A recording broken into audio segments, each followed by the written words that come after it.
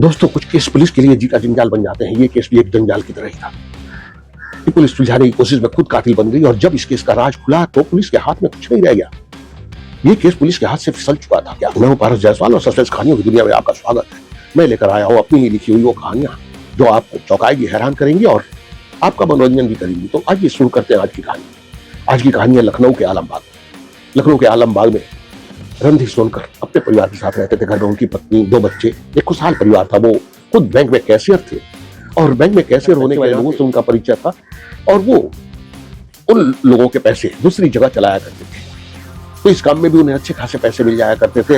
Happy खुशहाल परिवार। दूसरे मोहल्ले में एक और परिवार रहता था, सुरेश पासवान, जो दिल्ली में रहता था। उसकी माँ और उसकी पत्नी वहीं रहते थे, आलमबाग में।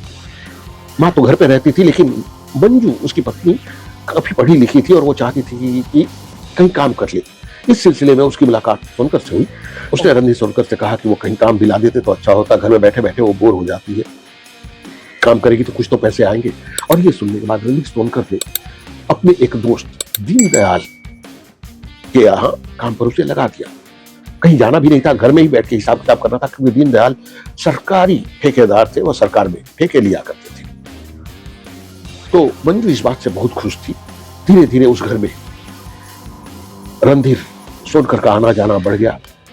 मंजू भी इन्हें बहुत मानती थी और ये खबर दिल्ली में सुरेश पासवान तक पहुंचती रही कि उसकी गैर मौजूदगी में रणधीर सोनकर उसके घर आते हैं, उसकी बीवी के साथ घूमते फिरते हैं, शॉपिंग के लिए भी जाती है। ये सारी खबर उसे मिल रही थी। और उसके बाद 20 मार्च 2016 का दिन, गुरुवार का दिन, होली का दिन, पूरे देश में होली हर्षोल्लास के साथ मनाई जा रही थी। लखनऊ के आलमबाग में भी पूरे हर्षोल्लास से होली मनाई जा रही थी। और 3-4 बजे के बीच रणधीर सोनकर होली बनाने के लिए निकले के घर पहुंचे तो उन्होंने मंजू को आवाज दी।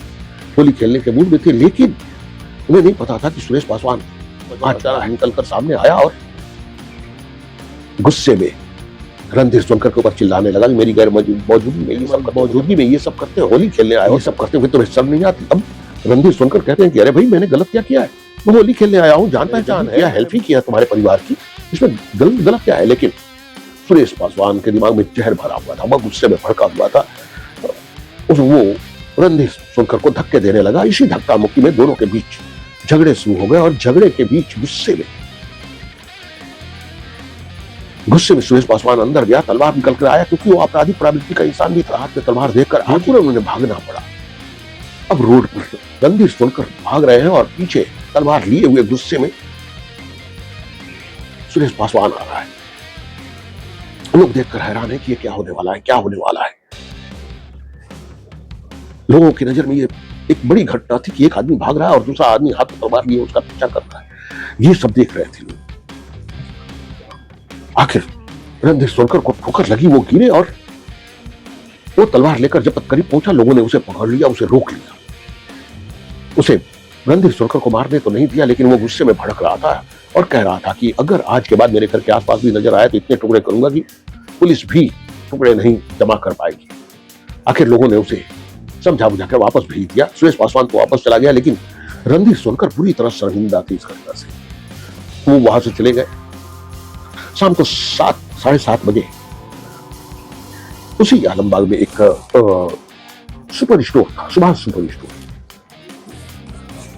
सुभाष सुपर स्टोर का मालिक था सुभाष, जो असल में पुलिस का खबरी भी था। हर पुलिस ऑफिसर, हर पुलिस वाला हर मोहल्ले और कॉलोनी में अपना कोई ना कोई एक परिचित तो रखता ही है, ताकि वो जब जरूरत हो उससे उस मोहल्ले के बारे में, उस कॉलोनी के बारे में क्या कुछ चल रहा है पूछ सके, या उस कॉलोनी में कोई घटना हो, कोई ऐसी गैर कानूनी गतिविधि देखे तो पुलिस को खबर कर सके।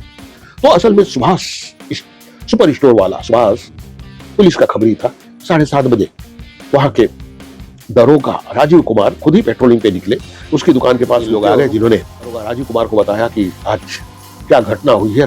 रणधीर सोनकर भाग रहे थे और सुरेश पासवान उनके पीछे लगा हुआ था। अगर कुछ लोग उसे रोक नहीं लेते तो आज कत्ल ही कर देता। अब ये घटना बहुत बड़ी थी। राजीव कुमार ने ये घटना सुनी और गुस्से में गाड़ी में बैठे सीधे सुरेश पासवान के घर पहुंच गए। सुरेश पासवान को आवाज दिया। सुरेश पासवान बाहर आया और राजीव कुमार ने उसे 2-3 थप्पड़ मारा और कहा, इतनी हिम्मत बढ़ गई है तुम्हारी, खुलेआम तलवार लेके रोड पे निकल जाते हो, कत्लेआम करोगे। और हम देखते रहेंगे, चल बैठ गाड़ी में। उसे गाड़ी में बैठाते हैं। अब गाड़ी निकलती है तो लेके सीधे रणधीर और रणधीर सोनकर को आवाज देते हैं तो उनकी पत्नी कुसुम बाहर आती है जो बताती है वापस नहीं लौटे। राजीव कुमार कहते हैं कि ठीक है, उन्हें फोन लगा के बुलाओ तुरंत भी।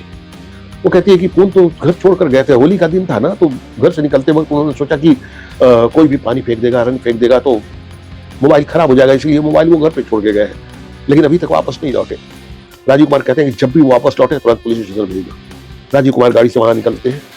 तब रास्ते में राजीव कुमार आखिर सुरेश पासवान को भी आगाह करके धमका के छोड़ देते हैं कि आज के बाद अगर ऐसी घटना देखने सुनने को मिली तो उठा के सीधे अंदर। दूसरे दिन सुबह ही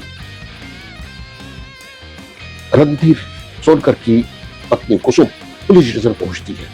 उनके साथ रणधीर सोनकर के दोस्त दीनदयाल भी है और दोनों ही बताते हैं कि कल रात भर वो लोग इंतजार करते रहे लेकिन रणधीर सोनकर वापस ही नहीं लौटे। दरोगा सुनकर हैरान होते हैं और कहते हैं कि ठीक है, हम पता करने की कोशिश करते हैं, आप लोग भी सारे रिश्तेदारों को फोन कीजिए, पता कीजिए, कल की घटना के बाद हो सकता है वो डर गए हो या शर्मिंदगी की वजह से कहीं और चले गए हो, थोड़ा इंतजार कीजिए और पता करने की कोशिश कीजिए, कहीं ना कहीं उनका पता लग ही जाएगा। कुसुम दीनदयाल वापस लौट आते हैं। वहां राजीव कुमार भी अपने काम में लग जाते हैं। 2 दिन 3 दिन 4 दिन गुजरते हैं और उसके बाद फिर उनकी पत्नी रणधीर सोनकर की पत्नी दीनदयाल पहुंच जाते हैं कि वो अभी तक वापस नहीं लौटे और हमने हर जगह छानबीन कर ली, कहीं उनका पता नहीं है, हमें तो लगता ही तो नहीं हो गई। अब राजीव कुमार सुभाष से पूछते हैं और सुभाष कहता है कि ये सुरेश पासवान है तो अपराधी प्रवृत्ति का आदमी, तो आपको उसी से पूछताछ करनी चाहिए। और उसी वक्त राजीव कुमार को पता लगता है कि सुरेश दिल्ली जाने के लिए घर से निकल चुका है। अब उसे पकड़ने के लिए पुलिस टीम को लेकर निकलते हैं। वो बस से दिल्ली के लिए निकल रहा है, वहीं अरेस्ट करते हैं। वो चिल्ला रहा है, चीख रहा है कि तुम मुझे क्यों अरेस्ट कर रहे हो, मैंने क्या किया, मैंने कुछ नहीं किया, मुझे ड्यूटी पे जाना है, मुझे दिल्ली पहुंचना है। वो चिल्ला रहा है, आवाज दे रहा है, अपने आप को छुड़ाने की, लेकिन आखिर पुलिस वाले उसे गाड़ी में बैठाते हैं, लेके आते हैं। लेकिन वो गुस्से से भड़का हुआ है, पुलिस स्टेशन लेकर आते हैं तो वो कुछ पुलिस वालों के साथ ही धक्का मुक्की शुरू कर देता है। कुछ हवलदारों को धक्का दे देता है जिससे पुलिस वाले गुस्से में भड़क उठते हैं और कहते हैं कि कत्ल इसने ही किया है, अब इससे बुलवाएंगे। अब उसकी गिरफ्तारी दिखाते हैं और गिरफ्तारी दिखाने के बाद कौन लग रहा है, उसकी पत्नी मंजू पहुंच जाती है, लेकिन पुलिस वाले उसे मिलने नहीं देते। ये कहते हैं कि उससे पूछताछ चल रही है, कल सुबह उसे कोर्ट में पेश किया जाएगा। अब दूसरे दिन सुबह 5 बजे ही मंजू पहुंच जाती है क्योंकि उसके घर में चैन नहीं है।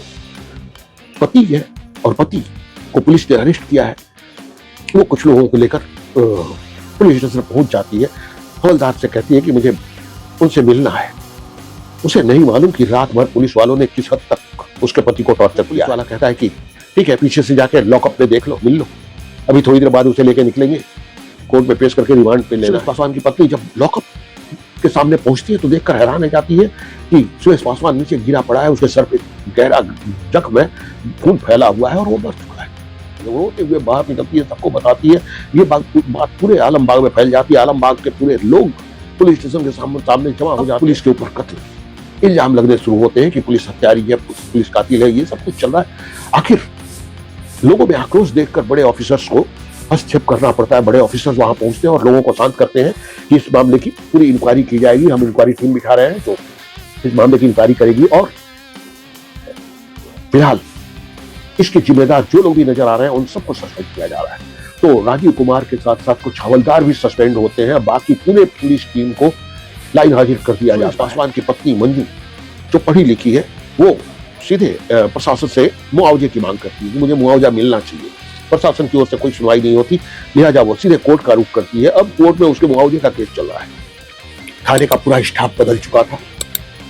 अश्वनी यादव को उस थाने का इंचार्ज बनाकर भेजा गया था और अब अश्वनी यादव के ऊपर यह जिम्मेदारी थी कि वो किसी तरह रणधीर सोनकर के मामले का खुलासा करे कि रणधीर सोनकर कहाँ है, किस हालत में है और इस मामले की सच्चाई क्या है। उन्होंने यहाँ वहां पूछताछ करनी शुरू की। अचानक एक शराबी से उन्हें पता लगा कि होली वाले दिन आलमबाग से 2-3 किलोमीटर दूर उस जगह पे जहां मेट्रो का काम जोर शोर से चल रहा था, वहीं एक शराब ठेके पर उसने उन्हें पीते हुए देखा था। होली का दिन होने की वजह से शराब के ठेके तो बंद थे, लेकिन ब्लैक में शराब बिक रहा था। अब अश्वनी यादव तुरंत वहां के शराब के सेल्समैन को उठाकर मंगवाते हैं और उससे पूछताछ करते हैं और वो बताता है, वो जानता था रणधीर सोनकर को। वो बताता है कि 5:30 बजे शाम का वक्त रहा होगा जब वो बैठकर पी रहे थे। मैंने उनसे बात की वो बहुत अपसेट लग रहे थे और वो गुस्से में कह रहे थे कि मैं सुरेश पासवान को सबक सिखा कर रहूंगा। मैंने उनसे पूछा, उन्होंने पूरी बात बताई और सारी बात जानने के बाद मैंने उन्हें कहा कि सुरेश पासवान ने उन्हें मारने की कोशिश की तो ये बात आप पुलिस को बता दीजिए, पुलिस खुद ही उन्हें अरेस्ट कर लेगी। लेकिन उन्होंने कहा कि मैं सिर्फ गिरफ्तार करवाना नहीं चाहता, मैं तो उसे सबक सिखाना चाहता हूँ। गिरफ्तार भी हो तो उसकी वो हालत होनी चाहिए कि पूरी जिंदगी वो याद रखे। अगर वो जेल भी जाए तो पूरी जिंदगी के लिए जेल जाए और मैं उसे इस हालत में पहुंचा कर रहूंगा, चाहे जितना पैसा खर्च करना पड़े, जो भी करना पड़े। और उसके बाद वो वहां से दारू पीने के बाद नशे में निकले थे। इस बहन के इस बयान के बाद अश्विनी यादव और भी उलझ कर रह जाते हैं। आखिर सच क्या है? क्या रणधीर सोनकर ने ही कोई चाल चली? क्या रणधीर सोनकर की वजह से ही सुरेश पासवान की गिरफ्तारी हुई? क्या सुरेश पासवान को जो टॉर्चर किया गया रणधीर सोनकर के इशारे पर किया गया? क्या कोई पुलिस वाला ऐसा था जो उनके इशारे पर यह काम कर रहा था? क्या इस बात की संभावना हो सकती है कि सुरेश पासवान की लॉकअप में हत्या हुई हो? अब इस केस में अश्विनी यादव पूरी तरह उलझ चुके थे। उन्होंने रणधीर सोनकर की पत्नी को बुलाया, कुसुम को, और कुसुम से पूछताछ की कि तुम्हारे पति कहां छुपे हुए हैं। बहुत बड़ा गेम खेला है शायद उन्होंने, इसके पीछे वो जिम्मेदार हो सकते हैं। और कुसुम रोते हुए अश्विनी यादव को बताती है कि मेरे पति ऐसे नहीं है और वो अपने बच्चों से इतना प्यार करते थे कि 2 दिन अपने बच्चों के बगैर नहीं रह सकते, अलग नहीं रह सकते, और आप कह रहे हैं वो छुप के रह रहे होंगे। कुसुम कहती है कि मुझे तो लगता है कि उनके साथ जरूर कोई हादसा हुआ है, उनके साथ कोई घटना। सुरेश पासवान की मौत के पीछे क्या कोई राज था? इस केस से जुड़े आपके हर सवाल का जवाब मिलेगा अगले एपिसोड में।